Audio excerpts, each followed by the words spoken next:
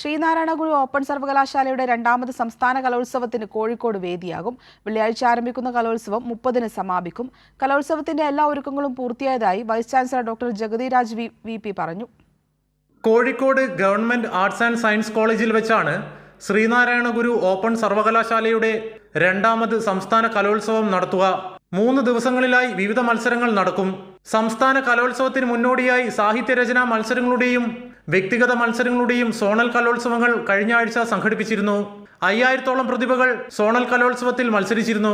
കവിയും ഗാനരചയിതാവുമായ പത്മശ്രീ കൈതപ്രം ദാമോദരൻ നമ്പൂതിരി സംസ്ഥാന കലോത്സവം ഉദ്ഘാടനം ചെയ്യും. 102 ഐറ്റംസിലാണ് ഇവിടെ നമ്മുടെ പരിപാടികൾ നടത്തുന്നത്. പരിപാടി 28, 29, 30 തീയതി ബീച്ച് ആർട്സ് ആൻഡ് സയൻസ് കോളേജിൽ വെച്ചിട്ടാണ് നടന്ന. എല്ലാ അറേഞ്ച്മെൻറ്റും നമ്മുടെ സെക്യൂരിറ്റി മെഷേഴ്സും ഫയർഫോഴ്സിനെയും എല്ലാം അറിയിച്ചിട്ടുണ്ട്. മെഡിക്കൽ അറേഞ്ച്മെൻറ്റ് ചെയ്തിട്ടുണ്ട്, സെക്യൂരിറ്റി ചെയ്തിട്ടുണ്ട്.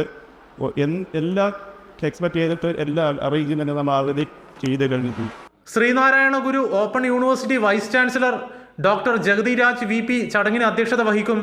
സംസ്ഥാന കലോത്സവ വിജയികൾക്ക് ഓപ്പൺ യൂണിവേഴ്സിറ്റിയെ പ്രതിനിധീകരിച്ച് ഇന്റർ യൂണിവേഴ്സിറ്റി കലോത്സവത്തിൽ പങ്കെടുക്കുന്ന അവസരവും ഗ്രേസ് മാർക്കും ലഭിക്കും. കൈരളി ന്യൂസ്, കോഴിക്കോട്.